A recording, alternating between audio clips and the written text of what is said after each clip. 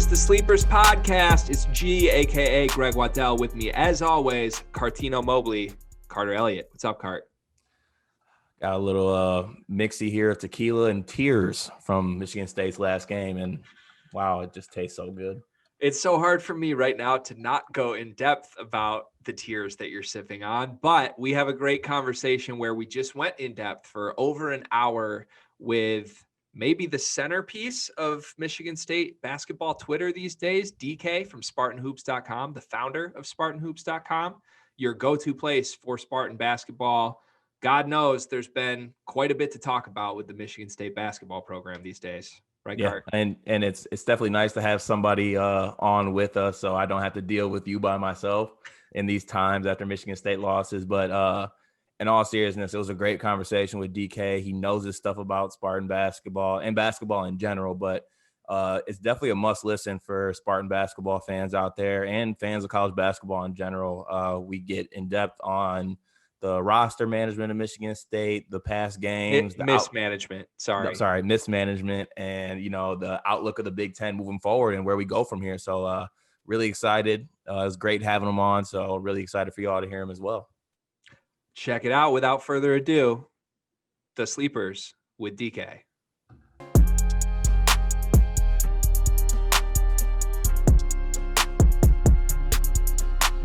All right, we are back. It's the Sleepers Podcast. We've got a great guest with us today, the one and only DK, a.k.a. David Klein from SpartanHoops.com. If you are a Michigan State basketball fan, you should check his site out because it's pretty much the premier Michigan State basketball coverage place on the internet.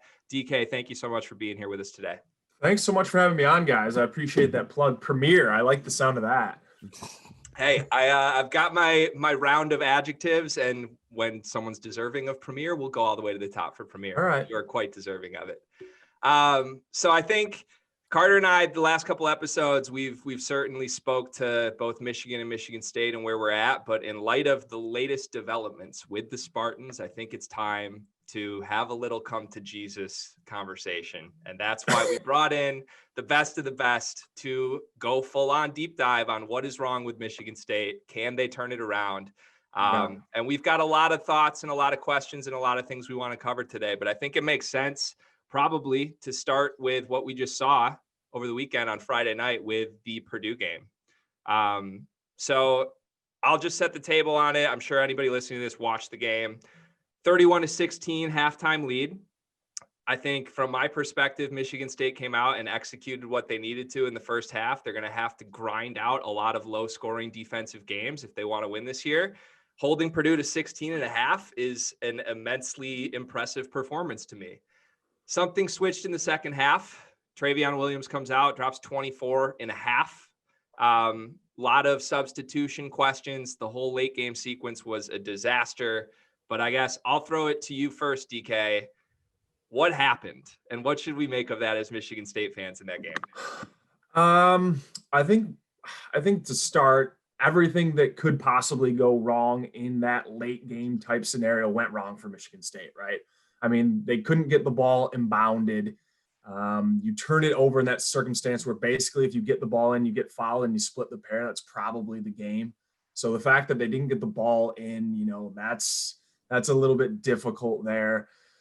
And then, we saw Travion Williams continue to eat down the stretch, particularly the last 2-3 minutes of the game. And Hauser, was asked to basically play single coverage on him. I know Malik Hall kind of slipped on him eventually, and that's when they called the timeout there. But I think that the decision to continue to allow Hauser to get beat up in the paint was kind of just all around an interesting one. I get what they were trying to do. They were trying to say we want to lean on our offense, but like you said, kind of bringing in the intro, this is a team that probably is going to have to earn their keep on the defensive end. And the fact that they allowed, Williams to continue to dominate when everyone saw it wasn't working with Hauser on him was just a little frustrating. I thought at the very least, they probably should have brought in Bingham for that last second shot. Even if he would have got caught there over the top, I think he would have given them a little better look at possibly blocking that shot or altering that shot.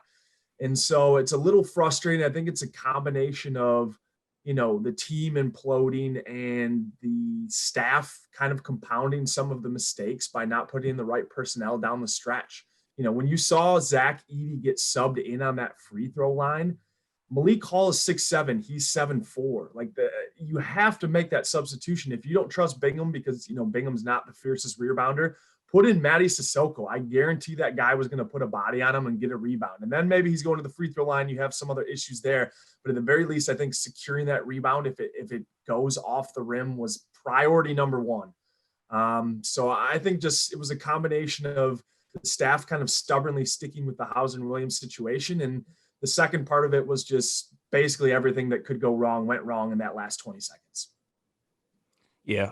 First, I want to start by saying, DK, thank you for being here with me and not leaving me to deal with Greg by myself for this episode. I think this is probably like our somewhere around 6th episode, and 4 of them or 3 of them have been after Michigan State losses. So I'm usually, on my own over here.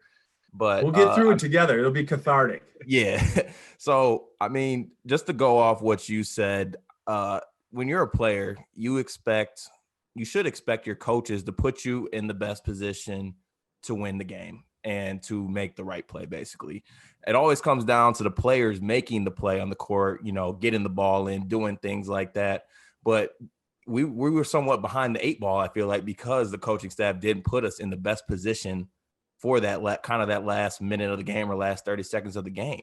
And everything that could go wrong really went wrong. And Greg was saying during the game, we were texting each other, and he's like, they're about to somehow blow this. And even I felt it too. Did you feel that? Because I knew it was going to happen before it happened. It was, yeah, and then on those free throws, they sub in, who was it? Greg Hall, and who was the other guy? So I marked this down. There were 3 separate specific opportunities that Tom Izzo and the staff had to either sub in Bingham and or Sissoko for defense and or rebounding down the stretch. Like the last minute of the game. Yeah. So the late game sequence was they're up 4 with 11 seconds left. There's that horrible foul call, which to me, I mean, they got horribly unlucky with the fact. You're saying the Rocket Watts one? Yeah. Where I went back and watched it in 2 different views.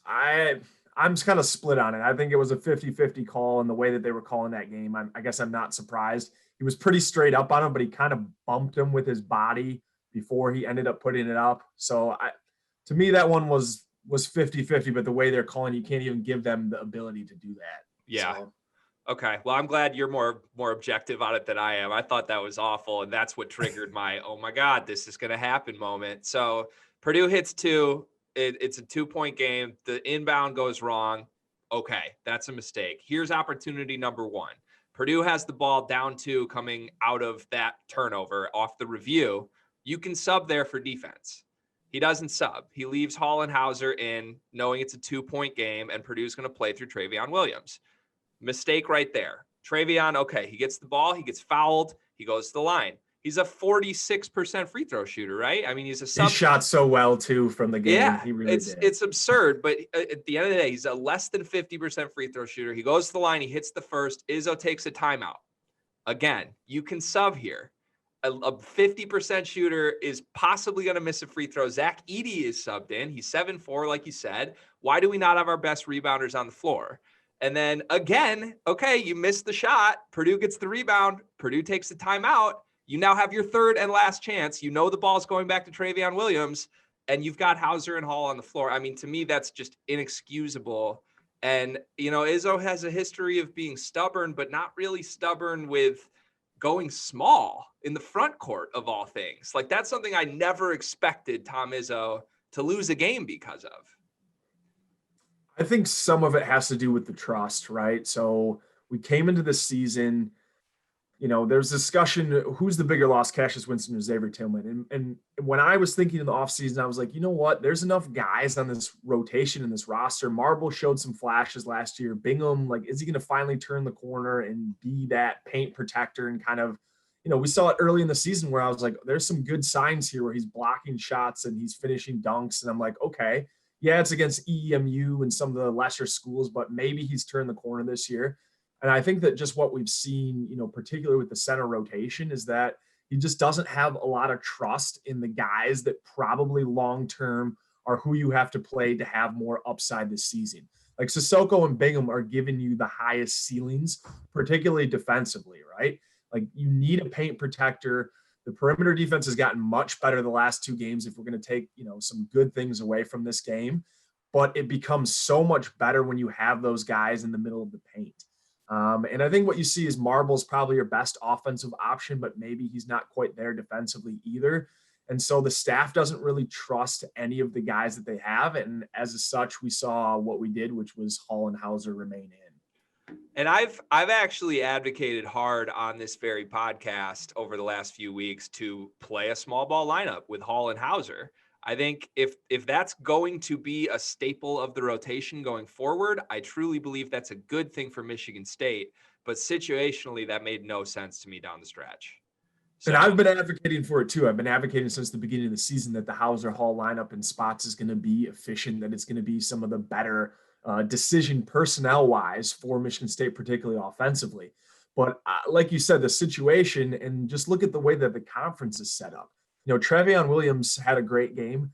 I would probably rate him somewhere around maybe 6 to 8 in as far as like top big men in the conference. So you just played a middle of the road, and that's not trying to downplay how well he played, but if you look at, Garza, TJD, Dickinson, you have Coburn, both Potters and Reavers over at Wisconsin. Like this league is loaded with really, really good big men.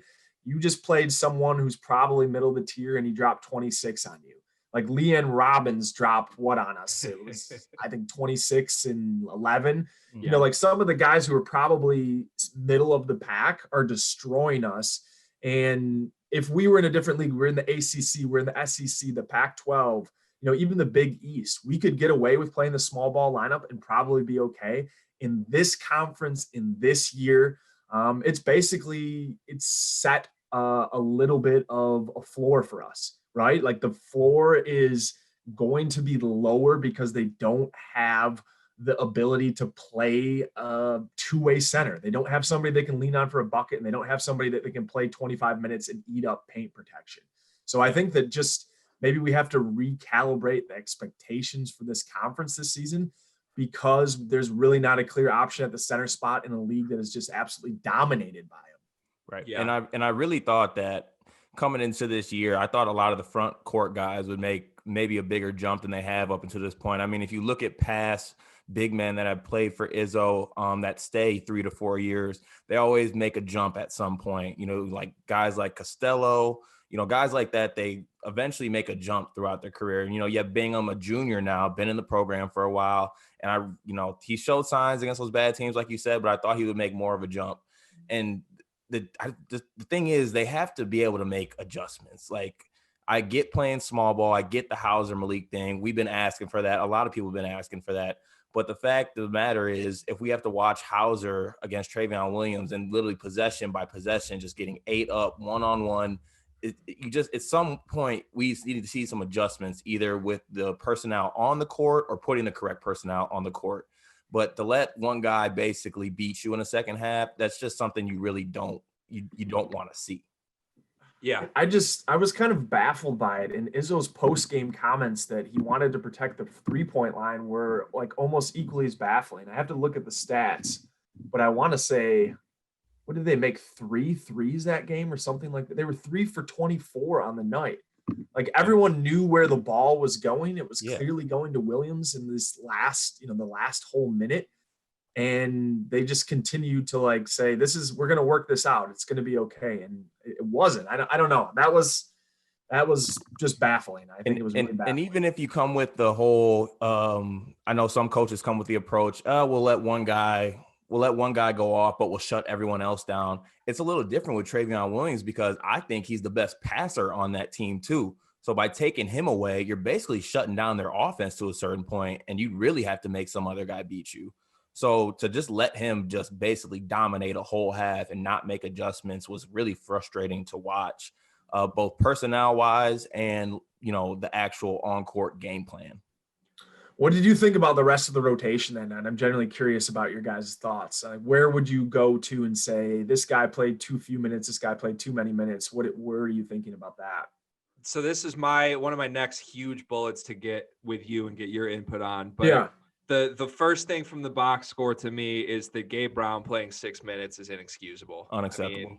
I mean, we've said this on the show. I don't know that there's a lot on the floor right now that Gabe does worse than Josh Langford and Rocket Watts. And I think they're very redundant. I've said that all year. Like, Michigan State's issues this season to me are a roster construction problem, and they're not Agreed. fixable. It's not necessarily something we can blame Izzo for on the fly this year, but we can blame the staff for putting together a roster that has huge holes at two of the most important positions.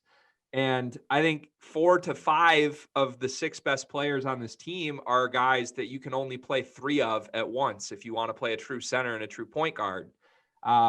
But yeah, I mean, Gabe's been so efficient. Yes, he's pretty much just a catch and shoot player, but I think a catch and shoot player that's shooting 40% from 3 and 50% from the floor is a huge asset for this Michigan State team right now. So I was baffled by Gabe, who, I mean, he put up a trillion in 6 minutes, which that's just inexcusable that we're not getting more out of a player that's been that efficient this year. Other than that, I have my own issues with the Hoggard unveiling that I want to save that for later in the podcast to talk more on. But I think the shooting guard position is a good one to kind of address, because what we have basically heard from the staff is Watts wants to be off ball more. That really hasn't happened that much. You know, we basically said he's going to be off ball more, and we've seen it in spots where he's coming out with Lawyer, and sometimes he is off the ball. I actually thought he played a reasonably efficient game. You know, he's 3 for 6 last game. You know, he took a couple bad shots. That one, he turned the corner on, I think Williams stepped up on him and he took like an off floater. He kind of was looking for the contact there. I thought he could have taken one more dribble and reversed that for a layup. So that was the one shot that I didn't really particularly like. But for the most part, you're looking at the roster kind of up and down. There's really not too many guys who can create their own shot on this roster. Like, you gotta probably start getting him going and putting him with people that it makes sense. Like, I think it makes more sense to pair him with Hoggard. Yes, you have less shooting on it, but then you have multiple people who are capable of attacking the rim and creating a little bit more pressure. And then it kind of goes to your point too, where once you have guys who are able to break down players individually off the dribble and get into the paint, you need to be spreading them around with some shooters. And Gabe has really been an enigma for me this season. You know, he's had some games where he looks so unbelievably like he's taking that step forward. I watched the 6 minutes that he played. I go back every game and I do a rewatch of it. And I really wanted to focus on his minutes because I'm just like, what happened? How didn't he play more? And he has a tendency sometimes to just kind of float on offense, where he's not really a guy that's very comfortable catching and putting the ball on the deck. And I didn't think the staff did a very good job of finding ways to get him the ball. But he's a guy that hasn't really gotten to the point where he looks super comfortable coming off, you know, like multiple screens, like a Matt McQuaid, right? Yeah. You always knew McQuaid could come flying off screens, catching in rhythm, kind of step into that 3. Brown is much better kind of just quietly floating to a corner and then attacking from there, right? If it's a hard closeout, he's capable of putting 2 dribbles and going hard to the rim. If not, then he can hit that 3. And so I think that he needs to continue to advance his game a little bit. And the staff also probably needs to start working on getting him more involved. You know, we're seeing them write up all these, you know, little curl screens where Josh is coming off the mid-ranger. How are you not doing that for Gabe Brown, but like for the 3-point line, running off him off elevator screens or curl screens or running some actions for him? Like, he's your best shooter. You need to probably draw up, you know, every time he's in, 1 every 3 possessions should be a look where he gets something like hard coming off a screen, or we run something for him where he's getting an opportunity to possibly put up a 3. Yeah. And even him being on the floor, it's just a totally different kind of look to the offense, because you can't help off Gabe Brown. Because, I mean, he's proved this year that if he's open, you know, he's knocking that down at a highly efficient clip, especially on those corner 3s. But like you said, he can float a little bit because he'll just kind of stand in the corner and just kind of just float around, never really gets a ball screen, down screen, anything like that. Might be a situation where he's not comfortable doing that, like you said. But, you know, we got to at least see it, maybe give it a try. It's just sometimes it's really frustrating that we do things for Langford, like you said, that we don't do for Gabe. And I think that we can do it for Gabe. And then that's just on the offensive end. Then you have the defensive end where I think Langford has been getting every game I watch. I feel like he gets blown past a lot. So I will say that I think that probably was his best defensive game on Mhm. Stefanovic. He was guarding him almost the entire game. He only had 3 points. He was 1 for 8. And the 3-pointer that he hit was on a Rocket Watts slip where he was like at the top of the key and he hit that 3. So I do think that in the right scenario, he has been okay. I think he's a better team defender than he probably is an individual defender. I cut some of the film following like the Wisconsin-Minnesota game where he's kind of getting blown by a little bit. I think the staff's insistence to play him almost 30 minutes a night is a little bit baffling. I'm happy to see him. I really am. It's a great, comeback story. Nobody that's a Michigan State fan is more happy than to see him playing and playing the game that he loves. And hopefully one day maybe going to Europe or doing whatever over there.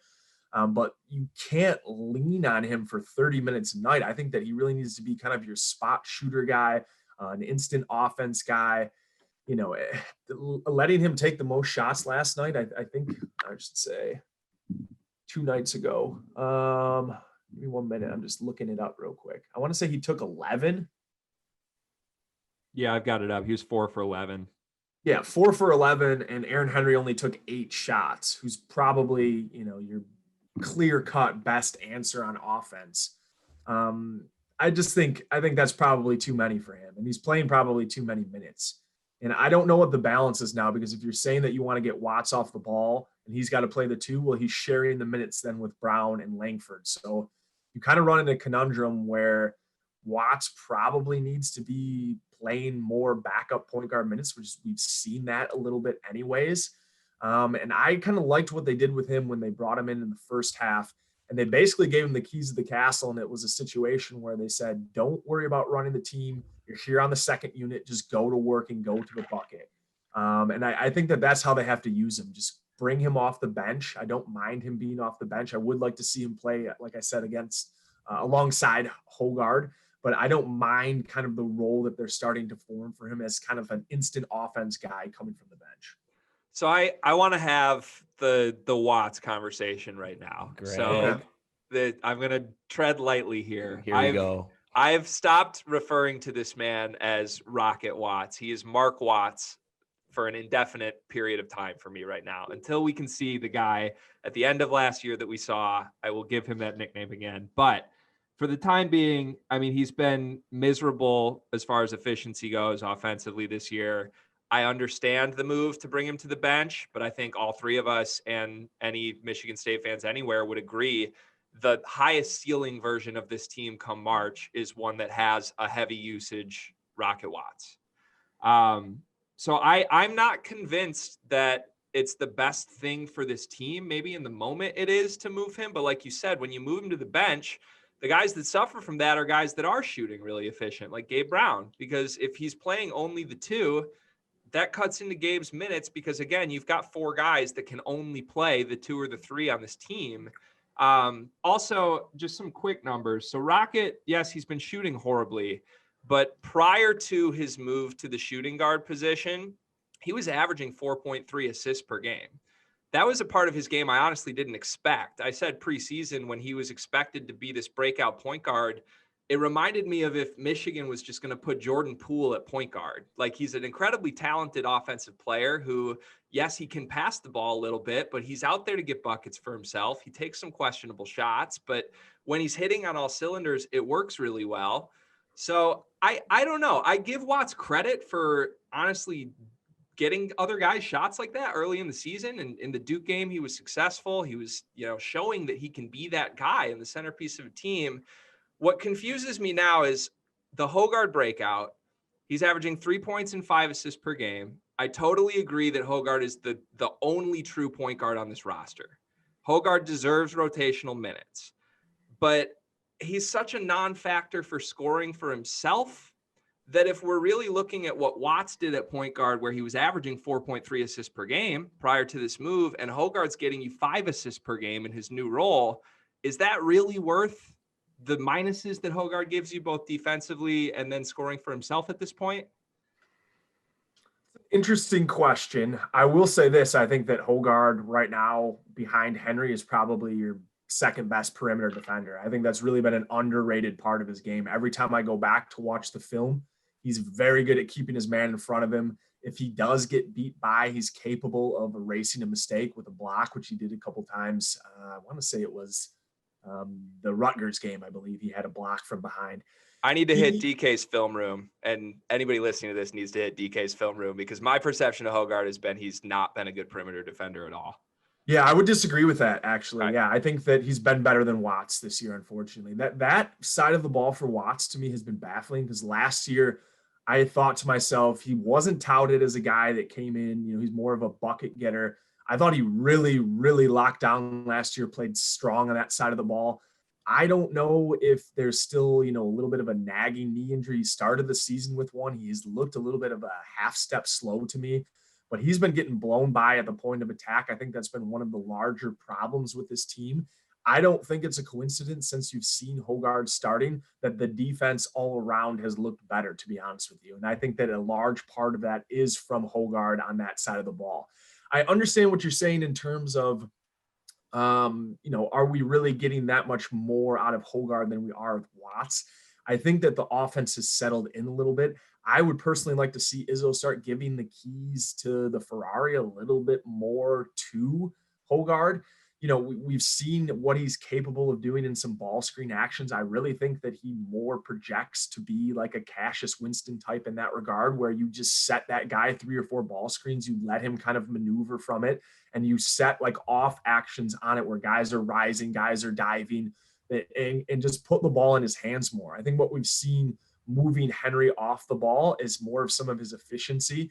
When I went back and watched, they did a pretty nice job of getting Henry in like down screens, where curl screens, kind of what they did last year, where he's already inside the arc and his momentum is carrying him towards the basket.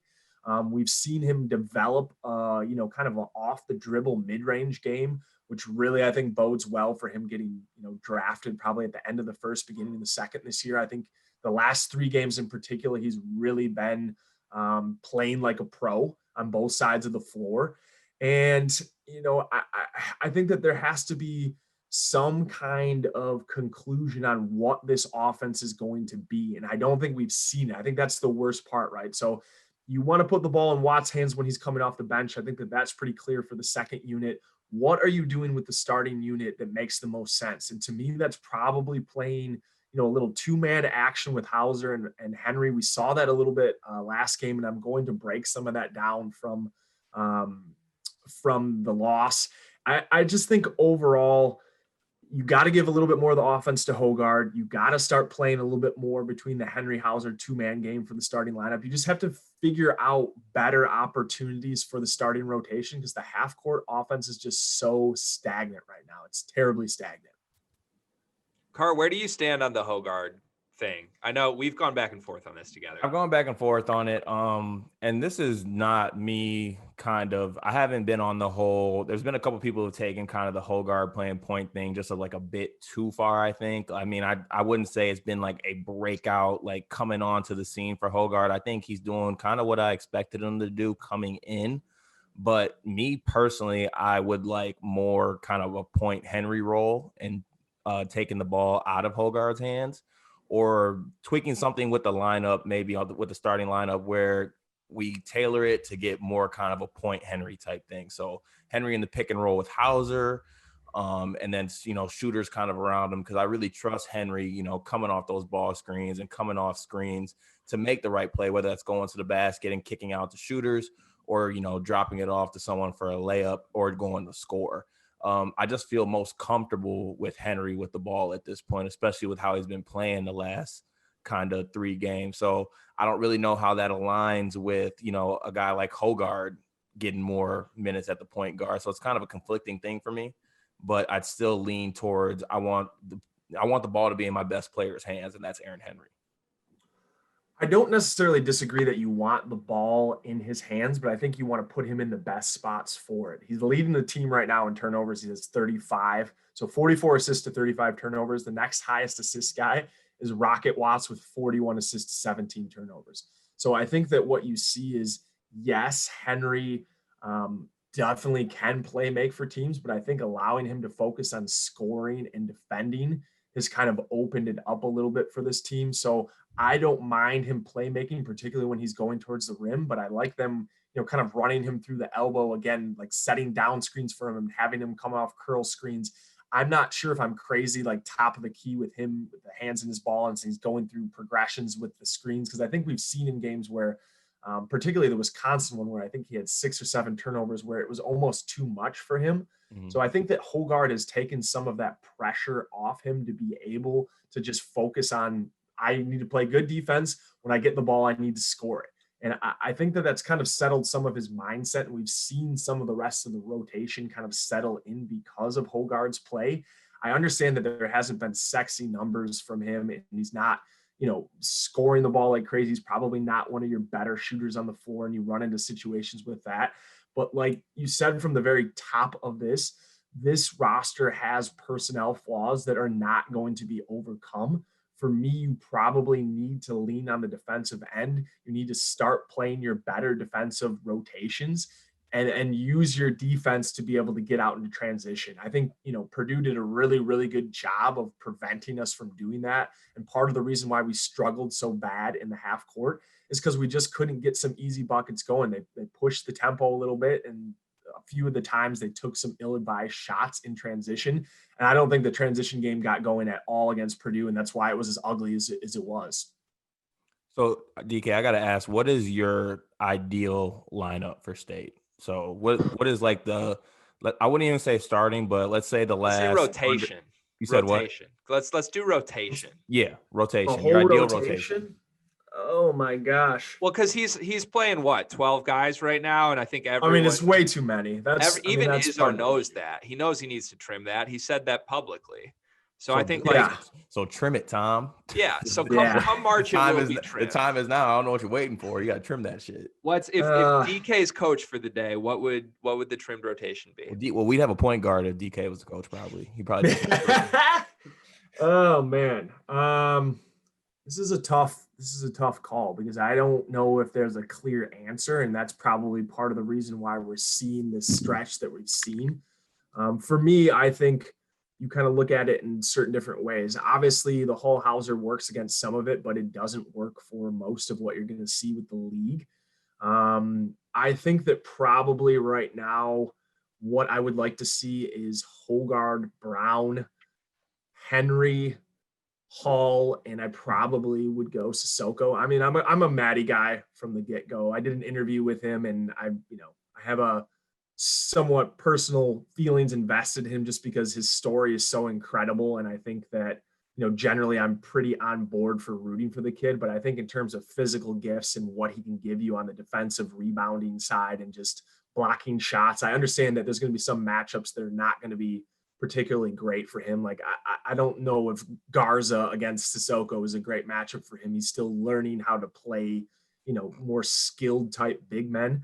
But I think that I would lean towards that, or at the very least, if you're going to replace that center spot, maybe you give Bingham a crack at it just early on for that. But I really think that you probably need to lean on the defensive side. You want to put as much athleticism and length. And we saw it at the end of, I want to say it was the end of the first half in the Rutgers game. And that was the lineup. It was Hoggard, Brown, Henry, Hall, and Sissoko.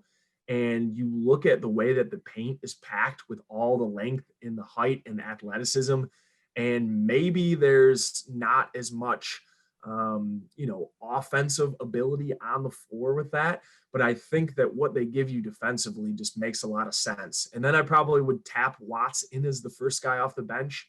The fact that, Brown is coming in over him is kind of a byproduct of, again, the staff's love for Langford, which, I think is, he's a necessary part on this team. But if we're kind of looking at the way that this year is going to shake out and you have to have some vision for the future, you have to start playing Gabe Brown more minutes. He's got to play 15 to 20 a night because it doesn't just matter for this year, but when Langford's gone next year, which I assume is going to happen, I would be surprised if he stuck around for, we can only hope. But if you're looking towards the future, you got to be thinking about, okay, not just for this season, but for next, how do I get guys going like Watts? How do I get guys going like Brown? And it's weird to be thinking about coaching for next year, in the middle of the conference play and such as we're at. But this is a very possible, bubble-ish type team. And yes, you want to be winning, but you also need to be laying the foundation to building upon this next year. I think the worst crime that can happen is to miss the tournament this year and miss it playing guys that are not going to be involved or shouldn't be involved in the rotation heavily next year. And that's my biggest concern I have with the way that the staff has been playing. So I kind of danced around the question a little bit, but that's kind of the 5 route. I'd start defensively with as much length as possible, try to get out in transition, and then you want to bring probably, your best scoring option off it. I would probably do a Watts for Brown trade, kind of in that you keep the Hoggard, Brown, Henry combination together. And then, in certain lineups, you try to figure out a way to get Hauser going as well. Like, he's a valuable weapon, but he's really struggled outside the Wisconsin game. I mean, he's been pretty brutal on the offensive end. You're playing him almost 25 minutes per game, and he's not giving you much on defense, and he hasn't given you much on offense lately. Like, I think that Hall has got to play close to 30 minutes a game. If there's one person that, for me, needs to start playing more minutes and start getting more touches offensively, I think Hall has got to be that guy. Today's episode of the Sleepers Podcast is presented by the Locker Room app. Carter, you're a Locker Room app user. I am a happy Locker Room app user at that. Have you ever been listening to, our podcast and you want to say, you know what, Carter, that was stupid. Yes. I need to call you out on that. Or have you been listening to Greg and you say, you know what, Greg, that's really stupid. I want to call that out. Well, the Locker Room app is for you. It's a free app available in the App Store right now. It's connecting people and sports fans and fans of anything in general. There's rooms on there that you can join with NBA personalities, people across sports. It's a great app to connect with those people and also just connect with, people in general who are fans of what you're watching or what you're into at the time. And that's not limited to sports. I have to shout out my newfound kind of passion, love for The Bachelor. And The Bachelor Room is one of my favorites on the Locker Room. And I'll be sure to be tuned into all those rooms coming up, and you don't want to miss it. We got the Matt James tea. We got it all. Are you pro Matt James or anti Matt James? I'm hashtag wait and see on Matt James. I'm going to give it like 3 episodes before I make my judgment. It's always wait.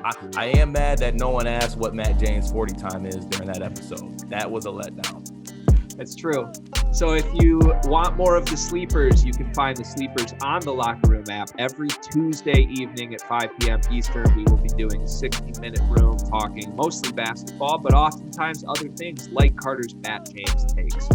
So this week, it's Tuesday at 5. Michigan, Wisconsin plays Tuesday night right after that room. So hop in. I imagine we'll be talking about the Wolverines. You can get the Locker Room app on the App Store, as Carter mentioned, for free. We would love to see you there. Join the conversation. Now let's go back to the Sleepers with DK. So your point about playing guys that won't be here next year just to I think Michigan State is going to make the tournament. I think, obviously that could come into question. You're optimistic.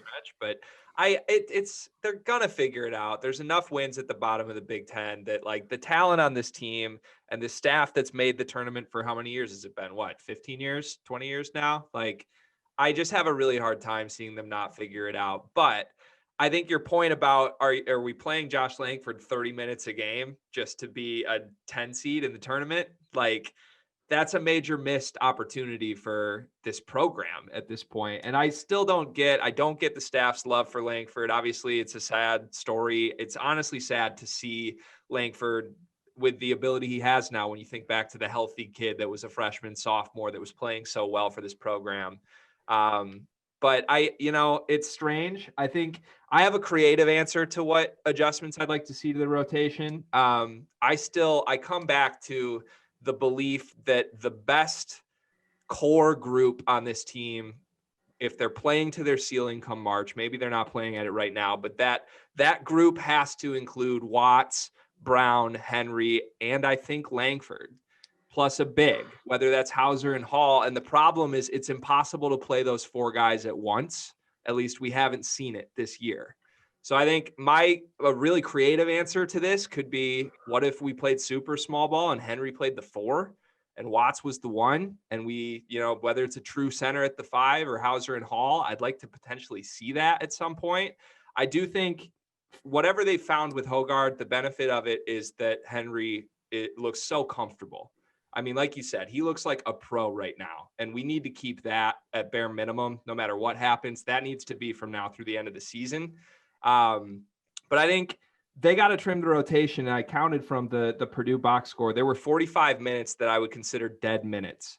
11 went to Lawyer, 34 went to the 5 centers that each played under 10 minutes a game.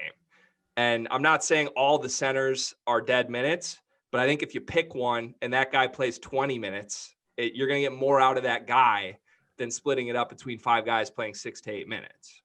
I just think at this point for the center rotation, if you're not sure what guy can give you what, then you start the game like they did, and they kind of got good minutes out of everybody, right? They like the first half, everybody gave some decent minutes in there. Then the second half, just pick 2 guys and stick with them, or just come into a game saying, these are the 2 guys that I want to give the primary minutes to. If for some reason there's some deficiencies there, they're not having a good game, I'll make that decision at some point during it. But if you came in and just said like, okay, Bingham and Sissoko are going to get, at least 15 minutes apiece. I'm going to throw in, Kithier for 10. That's how we're going to run the rotation tonight. And then the next game, maybe Marble gets that opportunity. Like, this is probably what should have happened at the beginning of the season. Now we're here in conference play and we're having that discussion. And that was part of the issue I had. He was so stubbornly touting, Lawyer and Kithier kind of in the offseason, in the beginning part of the season. Well, now you've come to the realization that neither of those guys can play the minutes that they did in the preseason. You kind of spent some of the early season with a limited offseason and a short and non-conference schedule, playing guys that towards the middle into the end of the year you knew weren't going to be playable in spots in the Big Ten. And so we wasted some of the opportunity there to kind of develop the marbles, to develop some of the Sissoko and the Bingham minutes. And I'm not saying that, Bingham has perhaps deserved all of it, but he showed some flashes in the first half. Most of them were against Zach Edey. But he's a guy that you need to get going. If you don't trust Sissoko because he's just still so green, then you need the paint protection, and Bingham is probably the guy that's going to give it to you. Marble clearly is the best offensive player there. I mean, he tried to jam that tip dunk down, and then he did finish that one kind of the wraparound pass in the middle. He's clearly the most physical and active guy offensively. So if you want to give a boost to that position, then maybe he needs to start getting a little more run. I just think at this point, we're like, coming into the season here in a crucial stretch in a Big Ten conference, and you have no idea what you're doing with the center position. And I think that is in large part on the staff's refusal to play guys that needed to work through some of the kinks early in the season. And we're seeing a result of it now. Hashtag reduce the Clarkston minutes. Start the wave. Clarkston minutes must be reduced. Yeah, Kithier's 8 minutes, 0 points, 1 rebound, 4 fouls in the Purdue game. Lawyer's 11 minutes, 0 points, 1 assist, 1 turnover. It's time to make some decisions. Like, it's getting late. Like, just make the call, roll with your dogs. But we can't be playing this many people at this point in the season. It's something that we're used, like you said, DK, something we're used to seeing out of Izzo in non-conference, maybe the first 2 or 3 games in Big Ten play. But, now it's time to make the decisions and just roll with your dogs and who you think is going to be the best players in that position. I feel like we're trying too many things right now. The issue with Lawyer having to play is Watts is saying he wants to come off the ball, though, right? Isn't that the situation that we're running into? Did Watts really say that? Okay, I gotta go there. We had this conversation, Jess Carter and I, last week. I don't think Watts ever said that. And you don't think he said that he wants to come off the ball? No, I don't think that. Well, you gotta state this first, DK. Everything that Izzo does, Greg thinks that he makes it up. So he's just saying something. It's never a situation where a player could actually say something. Izzo just likes making up stories. Let me give Tom Izzo his flowers. He's a top 5 coach in the country. If I were picking a coach from scratch to coach X program, I'm picking Tom Izzo in the top 5. Wait for the butt. Where is it? Question. I'm saying, like, Michigan State fans attack me all the time for questioning decisions. Like down the stretch of the Purdue game. How are we not going to question that?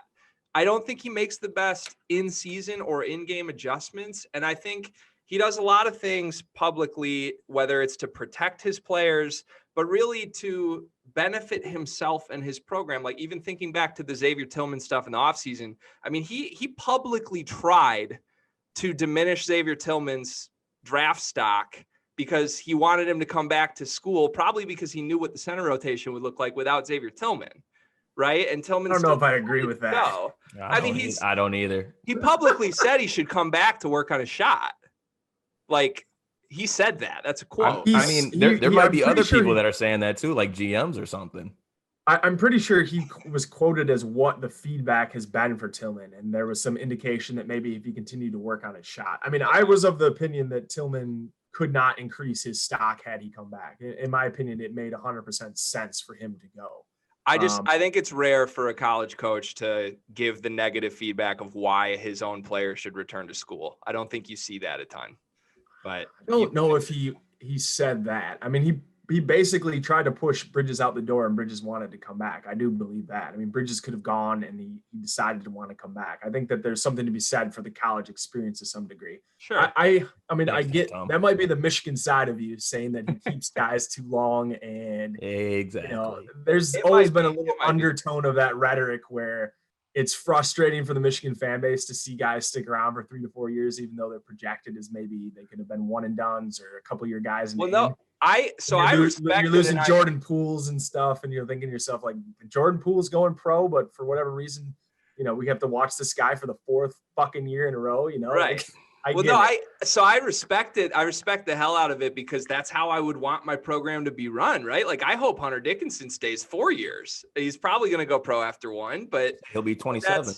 But my point is, like, I am prone to criticizing Tom Izzo and public statements he does from time to time. And when it comes to the whole Watts conversation, I have a really hard time truly believing that there was ever an honest conversation of Rocket Watts saying, "Hey, coach, could I play only shooting guard so that I play less than 20 minutes a game and I take less shots than I had been?" Well, he probably didn't say something like, "Let me play." He's probably said, "I want to play the 2 guard." And then the whole 20-minute thing kind of that's on Izzo, which I think Izzo and the staff correctly identified that Watts has been horribly inefficient and made the move to move him off the bench, and probably had some internal discussions to say, "Hey, we're going to do everything we can to protect our player here," so that, because if they didn't say something publicly, right, and Watts moved to the bench and played 15 minutes that game, he was going to get just destroyed by you personally, Greg.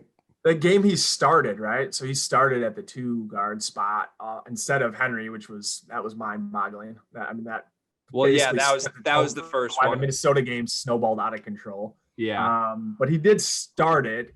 I have a feeling that he probably has felt uncomfortable and that he wants to focus on getting himself right and scoring. So I do believe that he probably said, like, I would like to play off the ball more. I'm sure it's not like I want to come off the bench and play 15 minutes. I'm sure he didn't say that. But I think that it was probably visible. I still think that, like you guys have said, he needs to play more minutes. The best version of this team is with him there. But I don't think that you can force it on him. And I think that slowly but surely he's going to start gaining some of the confidence back a little bit. I mean, we played him down the stretch. I complained a little bit. Like, I thought Hoggard probably would have been able to create that separation needed to get the ball in. He's really good at using his body to kind of ward off players to be able to do it.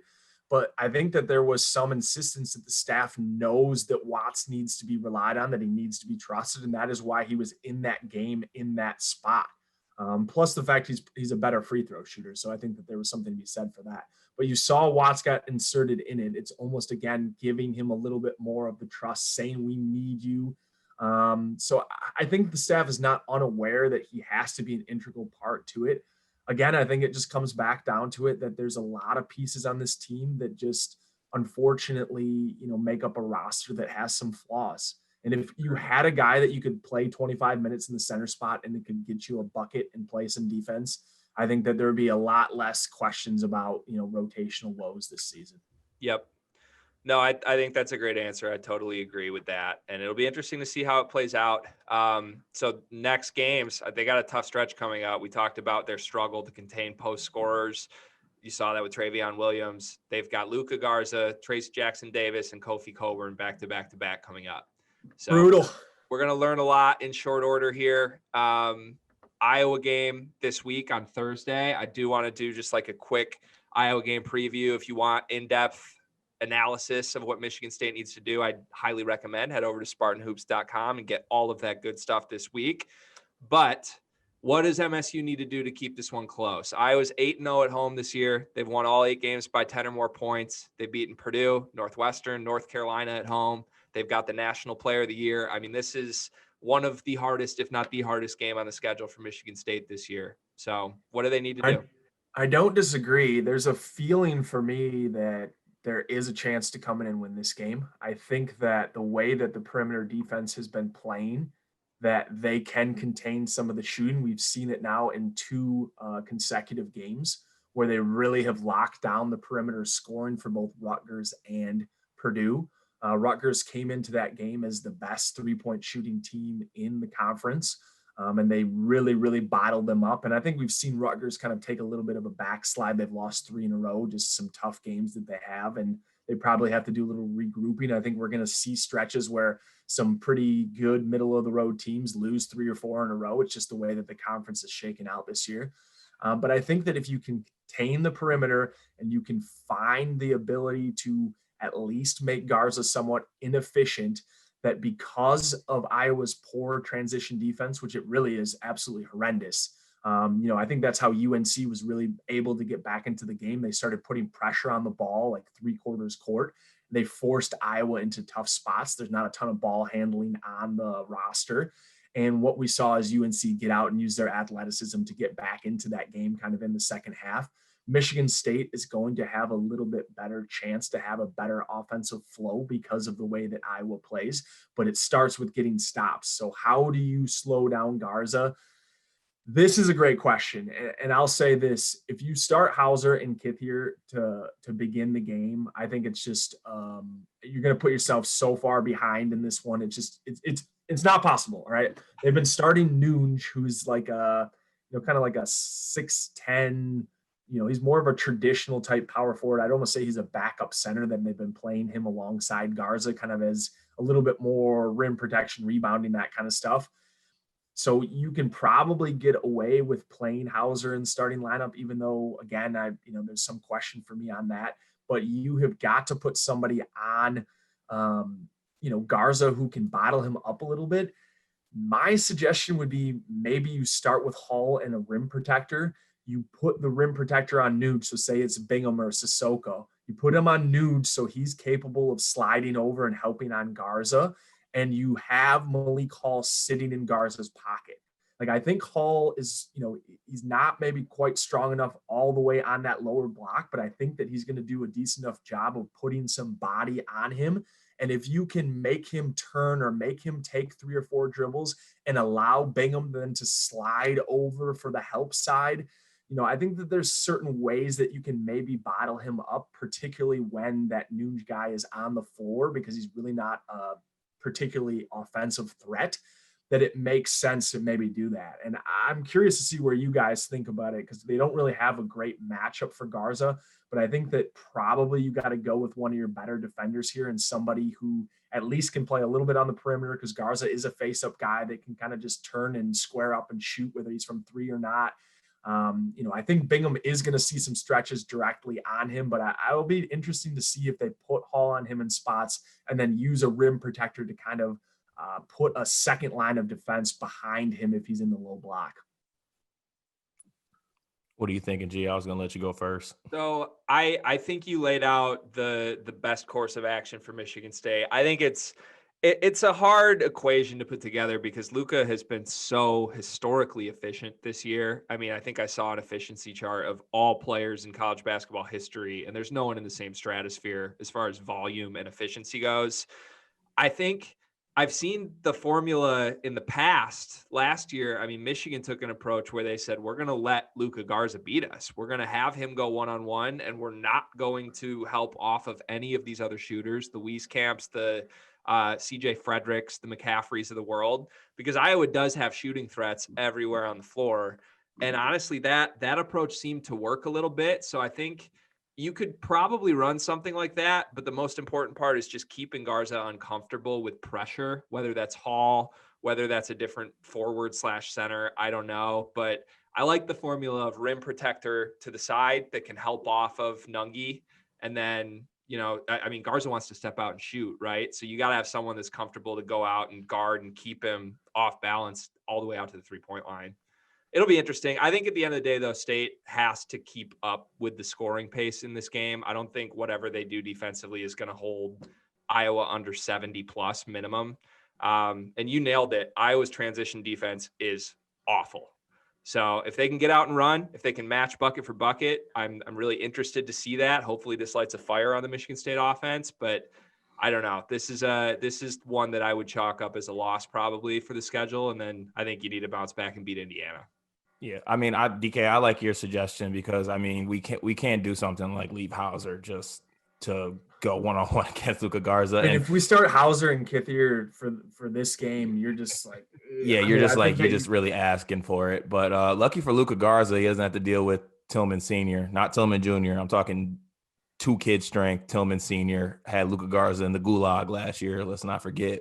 But I mean, as long as Malik Hall is kind of just able to stay with him, getting him early, it's honestly unbelievable to watch Luka Garza.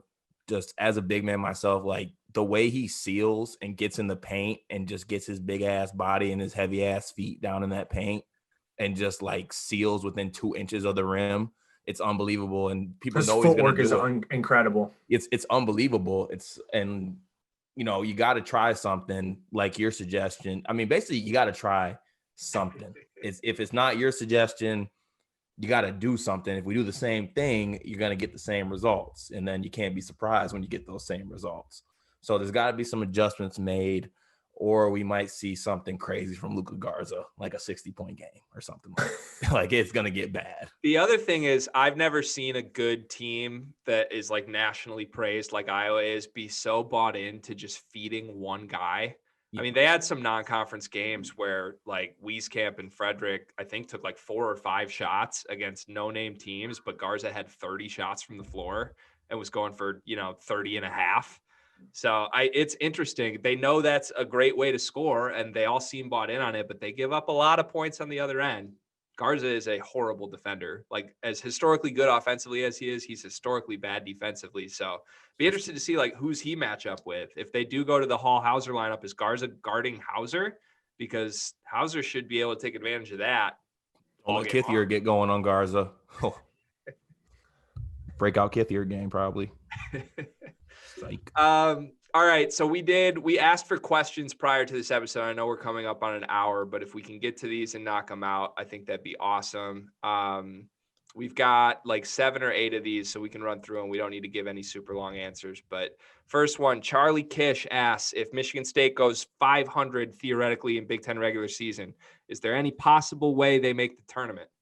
I think they're for sure in the tournament if they go 500. Yeah. I think so. I think that a team or two under 500 will get in from the Big Ten Conference this year. I think the way that you're looking at the middle of the pack right now, there's going to be quite a few teams around 500 and a couple underneath. So I think that if you have a quality couple wins in the non-conference like Michigan State does, if they ended up falling like a game, maybe 2 underneath 500, I think you could probably still sneak in, particularly with the name brand recognition. I think that the committee would put them in. I think the number's 8 and 12, even though that sounds horrible. I think if undefeated in the non-conference with the Duke win, say what you will about Duke, but that's going to hold weight. 8 and 12 should get you in. Is this season's issue more on in-game decisions or talent? From Jay Taylor.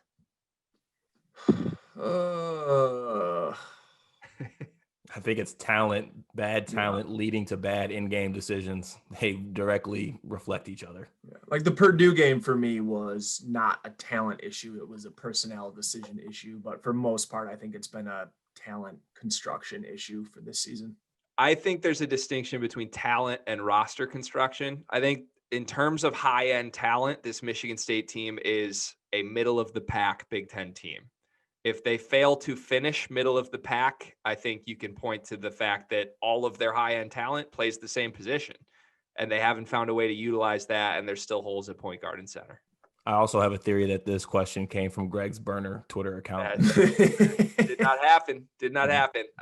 Next on the list, starting to see problems with MSU trying to play 12 guys. Majority of minutes need to go to the 4H, Hall, Hauser, Henry, Hoggard, plus Watts. Second tier minutes to Brown, Sissoko, Langford, minimal to Marble, Bingham, Kithier, Lawyer. This was from Vince. Do you agree? I think we hit on that earlier for the most part. Yeah, I think that that's fair. How you want to kind of divvy it up one way or the other, but I think that that's probably your core. Like I said, I think the building block of foundation defensively is probably right now Hoggard, Henry, and Hall.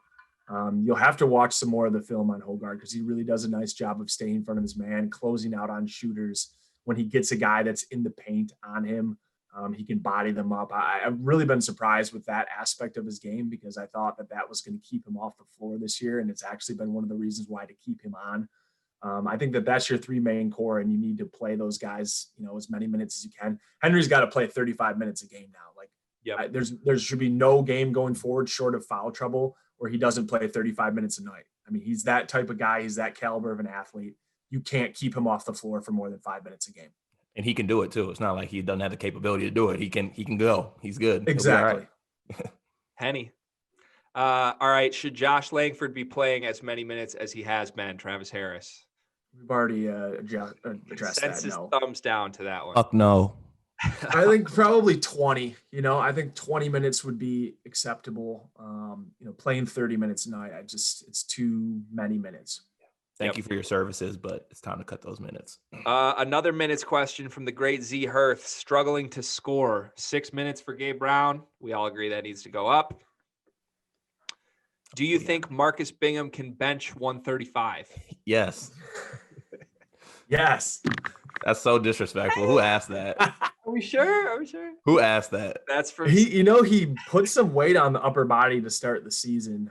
I mean, even if you don't put on weight, 135, like, come on. Like, you're a basketball player. Well, see it to believe. I mean, that's been the biggest impediment, right? That's why he's been kind of what he is. If he had really put the time in the off season on his body, I think that we would have seen a little bit more consistency out of him. He's got to. I mean, I'm going to ask you this. I'm kind of curious what you guys think, but of the centers on this rotation, how many are on the team next year? Oh, I love that question. Cart, you want to go first? So centers will go out of Maddie, Kithier, Marble Bingham? Yep. I think they're all on except for Kithier. I think Kithier and Sissoko, who should be here, right? Yeah, I think he said Sissoko. Yep, I said Sissoko. So I think everybody stays except for. Actually, no, I'm gonna go out on a limb here. I think Kithier and Bingham leave. I think Bingham gets frustrated and leaves. So what about you? I mean, Maddie's back. Maddie should be the starter. I would say Kithier's gone, but he's going to be a senior, right? There's no way he's gone. You guys are hoping he's gone. Yeah. There's no way he's gone. He's not leaving before his senior year. I would like the temptation. I have nothing against Kithier, and I think that he's given some good role minutes this year. But the temptation for Izzo to play him more minutes than probably he needs to next year is the real issue, right? He's going to be a senior. Are we going to see the same exact thing that we did to start this season where he gives him 15 to 20 minutes a night for the whole non-conference and again holds back some of the development? That's not out of the question. So I think 1 to 2 bigs transfer this year. I don't think anybody going into their senior year will transfer. So that rules out Kithier and Bingham for me. Little grad transfer action. I don't see that. I think Marble's the candidate. But it's so rare within Michigan State's program to see transfers at all. I honestly wouldn't be surprised if it's 0. I think because is it Bokye? Is that how you say it? Enoch Bokye? Wache. He still needs to reclassify technically to be here next year. I think that he can. He has enough credits. It's a matter of whether he does it or not. Okay. I mean, I think 1 to 2 guys is gone. I really do. We'll have to see how the rotational minutes shake out this season for Bingham and Marble, but I think those are the 2 guys that you're looking at and say, I think I would have a hard time disagreeing if they can't start one of the 2 of them start earning some more minutes. Why are you going to continue to hang around when you're seeing that Sissoko is going to continue to earn minutes, that Kithier has, garnered some loyalty and trust with the staff and is going to continue to see them. And if Wache ends up reclassifying, which, possible, who knows what happens with that, then one of them would have to leave for the numbers to be able to work anyways, I think. So, yeah. I don't know. I just think that if you go into next season, you have the exact same and you haven't been able to figure out the center rotation, like you're running into an issue again. Like I think maybe 1 to 2 goes. And if that happens and Boakye doesn't reclassify, I think that you probably need to go on the transfer market and find another big to put into the program. Yeah. If any coaches are listening, we got a nice little 2-for-1 Clarkson deal special. You get a Kithier and a lawyer. I think if Boakye comes in, I could see Marble going, I will throw this out there. I don't think you guys are going to like this. I don't like this. If there's a junior this season, incoming senior that transfers, my bet would be on Gabe Brown. Mr. 6 minutes a game, who Gabe has talked about NBA dreams, and he ain't going to get there playing 6 minutes a game in the conference. I don't know about that. I don't think Gabe to me kind of seems like a program guy, to be honest with you. And I know that he can be frustrated with some of, the role, whatever the usage, but to me, he's just a grinder. He's a gym rat. He's a guy that's, gonna figure it out eventually. So plus if you look at it, he's, Henry leaves, he's probably starting next year. He's probably got to be getting the start, right? With Langford and Henry gone, you probably are starting. I guess it would be Watts and, Brown. That's probably it. But there's so much talent coming in next year. We start Watts and Brown over Christie.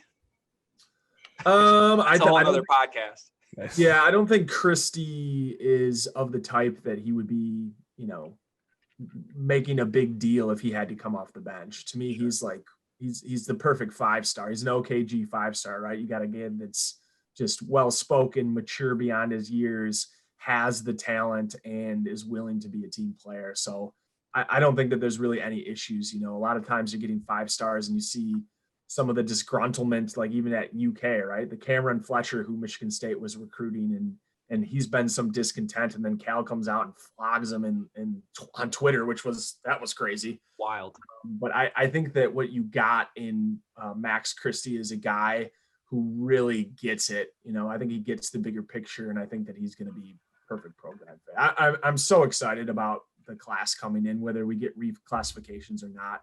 I think the class coming in next year is maybe my favorite trio of guards that we've ever had on the roster in one single class. I think it's going to be loaded. 100%. Yeah. Let me just say this to MSU Twitter right now. I think I've seen more people telling people to shut up about quote unquote, is Izzo on the hot seat than anybody actually saying he should be on the hot seat. But if there's anyone out there claiming Tom Izzo should be on the hot seat, you need to reevaluate your life choices right now. Shame on you.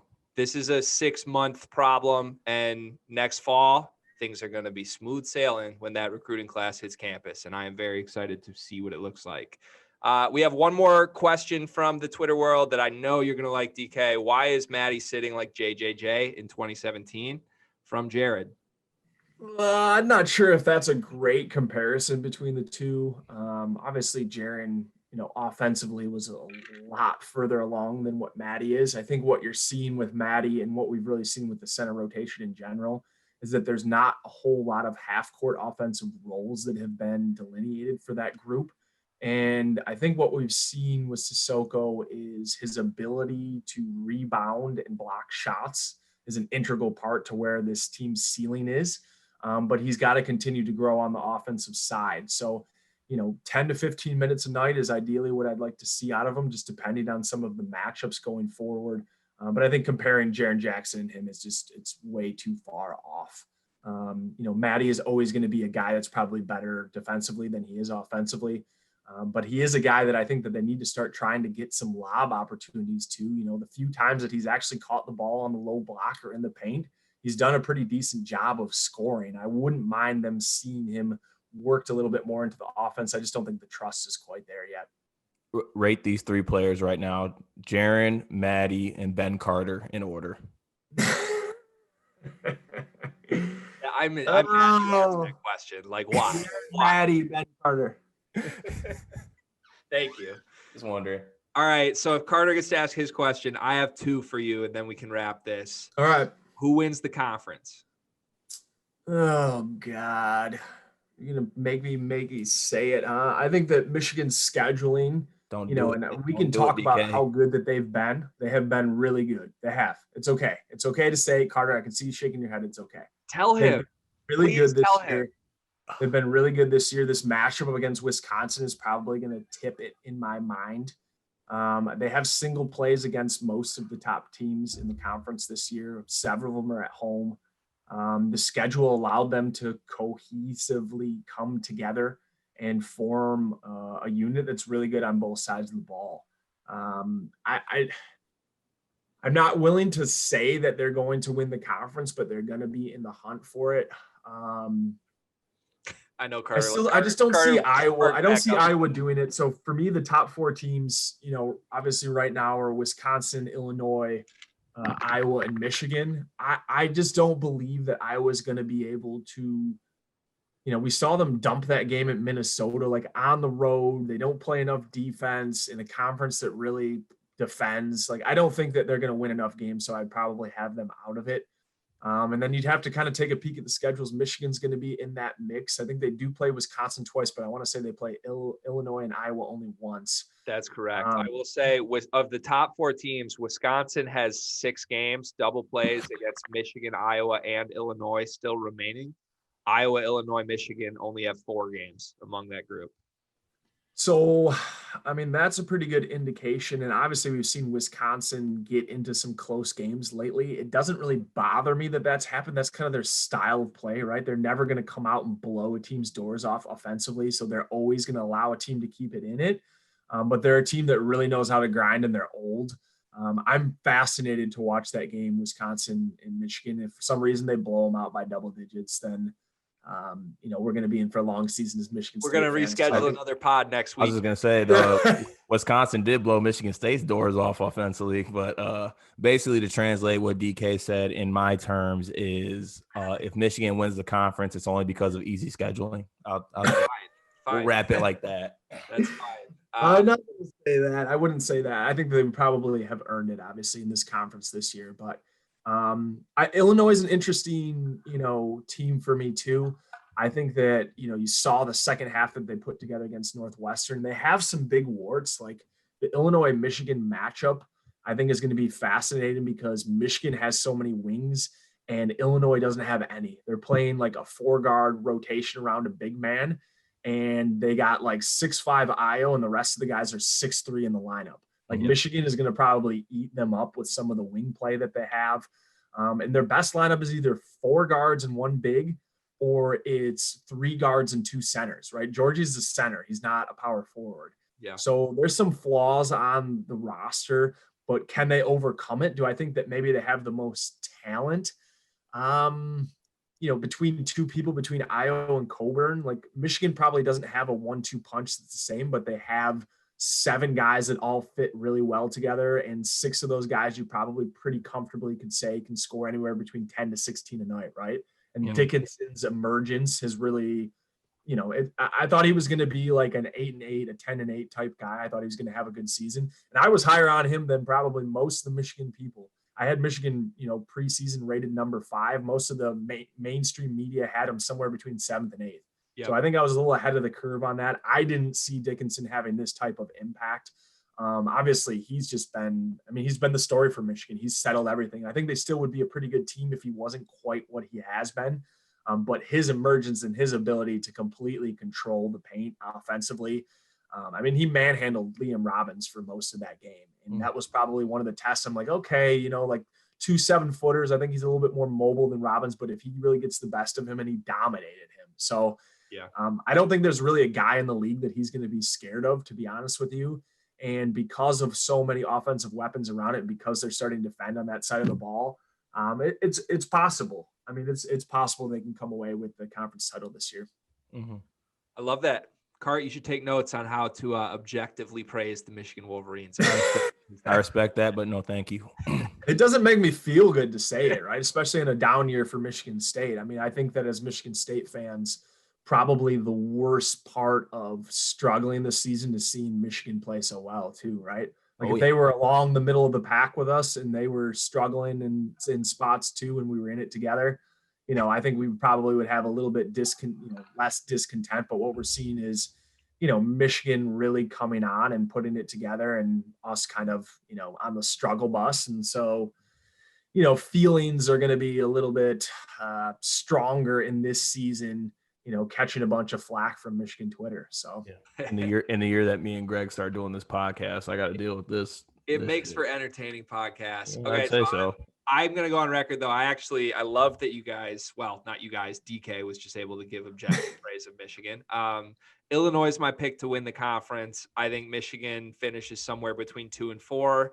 I think their ceiling could be higher potentially in March. They do have a really easy schedule, but I'm a little concerned they're peaking too early. That happened last year. Obviously, Isaiah Livers got hurt last year, and that instigated their downswing. But we'll see. Like you guys said, they have to play some of the bigger teams. The Wisconsin game is going to be a pendulum swinging game. I think Illinois, just their talent to me stands out. I think especially come March, Ayo Dosunmu is going to be potentially the baddest guy in the country that you don't want to see from a backcourt perspective. So I'm on Illinois bandwagon as them as the Big Ten winner. Give me a name. I want both of you to give me a name. Who wins the Big Ten? I'm with you. I'm going Illinois. Okay. Oh. Anybody but Michigan. Anybody but Michigan. I mean, my heart would say probably I still trust Illinois the most to get it done. I'd have to really look at the schedule. I know that's a waffling answer, but they're similar. Iowa, Illinois, Michigan schedules are pretty similar from now on till the end of the year. Yeah. Yeah. God. I'm going to say Illinois. I do think Michigan has a pretty good shot to win it, though. Okay. We're a pro Illinois podcast, and I want to end on this. Where does Michigan and Michigan State's season end in March? Let's go to Carter first, then to me, then we'll end with DK. I think that I don't. I didn't tell you I was going to put this on you, but you didn't. Can we go to DK first? No. What? Why do I got to go first? I'm going to you first, Carter. Fuck it. I'm not dropping the agenda. Michigan's out first week, and Michigan State's probably going to lose first or second weekend too. First or second weekend? Mm-hmm. What seed is Michigan State to you then? Like a couple upsets to get to the second weekend, right? Or what? At least one. Yeah, they're a 10 or higher. Yeah, I think. Yeah, I don't know. I don't want to answer, to be honest. Okay, fine. I'll go. I think Michigan's a Sweet 16 team. They'll get a top 4 seed, and I think they will lose in the round of 16. I think Michigan State comfortably makes the tournament as an 9 or 10 seed and is out in the round of 32. I don't want to say it, but though I watch quite a bit of basketball around the country, this is a down year, I would say, generally for top teams. I feel kind of like coming into most seasons, there's maybe somewhere to between 6 to 8 teams that I think they can cut down the nets by the time we get to March and have kind of digested it all. Michigan State was one of those last year, which is probably why we're so sad about this year, because I really think that was a good opportunity for him to be able to possibly make another run, go to back-to-back Final Fours, and maybe even cut down the nets. I think Michigan is an Elite 8 team. I think that they probably can earn. I mean, right now, I think on the seed lines, they're number 2. I think that they'll be somewhere either 3 or 4, possibly. Michigan State. God. Man. I mean, we're going to know a lot more after this 3-game stretch, right? If you asked me this after, if we somehow went 2-1 on the stretch, I would feel much more confident. But if they go 0-3, 1-2, I mean, I think that they're still very much on the bubble with that loss to Purdue. The one cardinal sin that you cannot do in the conference this year is lose to a team that's kind of hovering around that 500 mark with you. And we're seeing now, the Northwestern loss probably doesn't look quite as good as it did at the beginning of the season. That Purdue loss is they're going to be a team that struggles. You cannot lose to Indiana because they're in the same boat. Like, you got to beat the middle of the road teams and then try to beat maybe 1 or 2 of the teams that are in the top, and you only get a few opportunities to do so.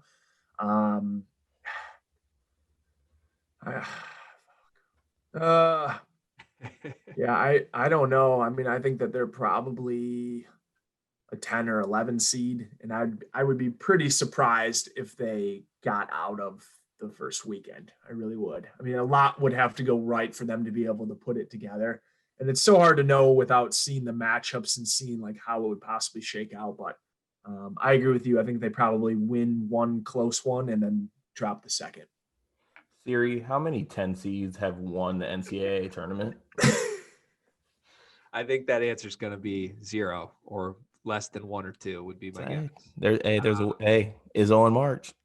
Even in this year, don't sleep. We got to get to March before we can go to that this year. But hey, they got to go 6-8 the rest of the way. In my book, I think they can get that done. DK, thank you so much for being here. Give us the quick Spartan Hoops plug for anybody listening to this. Yeah, man, I appreciate you guys letting me on. You can follow me at SpartanHoops_DK. The website is www.spartanhoops.com. Right now, it is $4 a month, or if you want to get the year, it's $40 a year. It's a 2-week free trial for the monthly subscription. Basically, we're doing game previews. I'm breaking down film of the opposing teams. We're doing some deep dives in the film review. I've discussed some of the rotational stuff, trying to get out some Big Ten kind of bigger picture stuff every once in a while when the schedule allows it. It's obviously been pretty busy recently. But all around, kind of the one-stop shop if you're curious about Michigan State basketball. And I think in this season more than ever, if you need to cling to some positivity, I've been trying to bring some nuggets of it, at least after every film review. And I will do that for the Purdue game, even though it was a devastating loss that ruined many people's weekends. And follow this man on Twitter, folks. We'll have his @ in the bio as you watch this episode if you're watching on our YouTube channel. But he is a very insightful, entertaining Twitter follow. I've learned a ton from my short span just in the past year since he launched SpartanHoops.com through the website and through his personal Twitter. You can follow us, Sleepers Media, at Sleepers Media on Twitter, the Sleepers Media YouTube channel for all of our podcast episodes. Carter, you want to end on something for us, please? Try to keep your heads up, guys. We're going to be okay. We're in this together. I'm with you. We're here. Okay. It's all right. It's going to be okay. Hopefully. We can do it. All right. Thanks so much, DK. Thanks so much, it, guys. DK. Appreciate it. Thanks, man.